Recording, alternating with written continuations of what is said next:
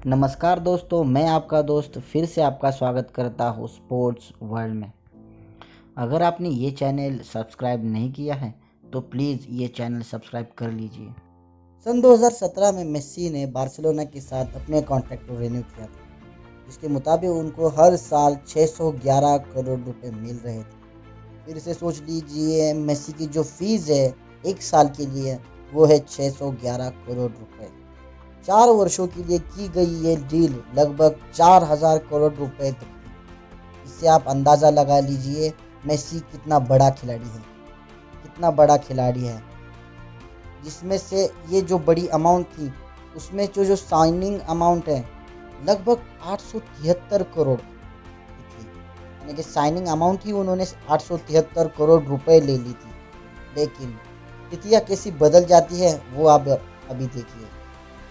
लेकिन कोविड के बाद जैसे दुनिया थम गई थी, आर्थिक रूप से थम गई थी, उस समय एफसी बार्सिलोना पर तकरीबन 8700 करोड़ का जो कर्जा हो गया है। यानी ये इतना बड़ा क्लब, मशहूर क्लब, उस पर तकरीबन 8700 करोड़ रुपए का कर्जा था।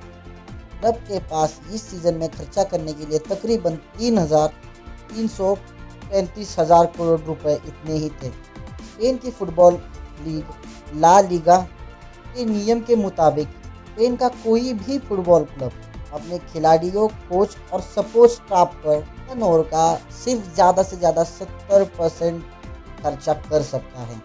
यानी कि अगर किसी क्लब का जो टर्नओवर है वो 100 रुपये है तो वो अपने सपोर्ट स्टाफ, खिलाड़ी, उन पर सिर्फ 70 रुपये ही खर्च कर सकता है।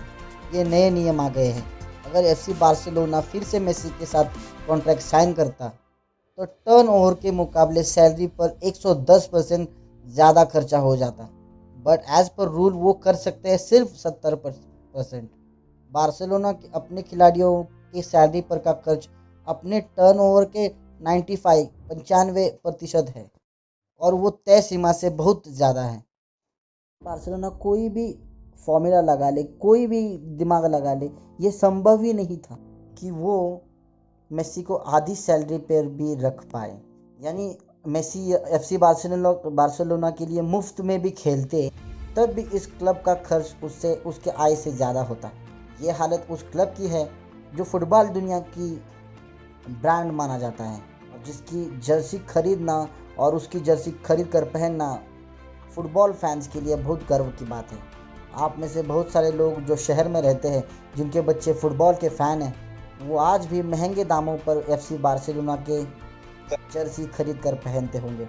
और आज इतना बड़ा ब्रांड अपने खिलाड़ियों की सैलरी देना वो भी उनके लिए मुश्किल हो गया है। एक समय था ये इस फुटबॉल क्लब ने 13 वर्ष के मेसी के बीमारी का इलाज करवाया था। मेसी को एक बीमारी थी जब वो बचपन में छोटे बच्चे थे, जिनकी उसकी वजह से उनकी हाइट बढ़नी बंद हो गई थी और उनके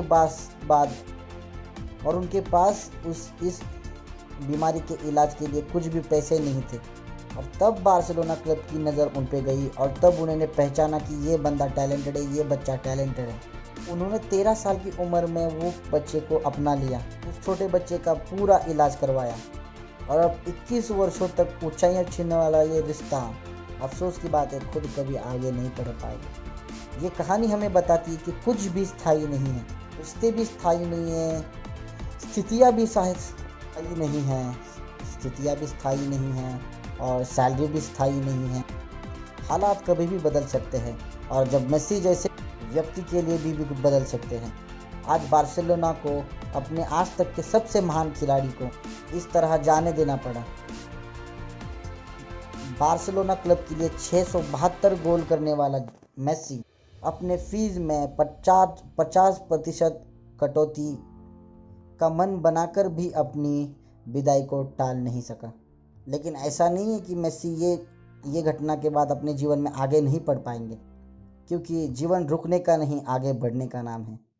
मेसी बार्सिलोना को भावुक अलविदा कहने के बाद अब मेसी फ्रांस की राजधानी पेरिस पहुंचने वाले हैं, जहां वहां का और एक मशहूर क्लब पीएसजी के साथ बातचीत कर रहे हैं।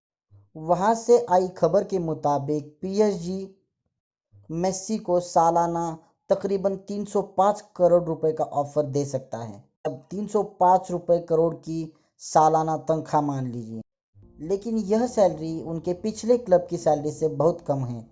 लेकिन कोविड के साथ जो परिस्थिति आई है उसके और जो आर्थिक परिस्थितियां अभी चालू है उसके मुताबिक यह ऑफ़र बुरी भी नहीं है। उधर एफसी बार्सिलोना मेस्सी के बगैर आगे बढ़ने का फैसला भी कर चुका है।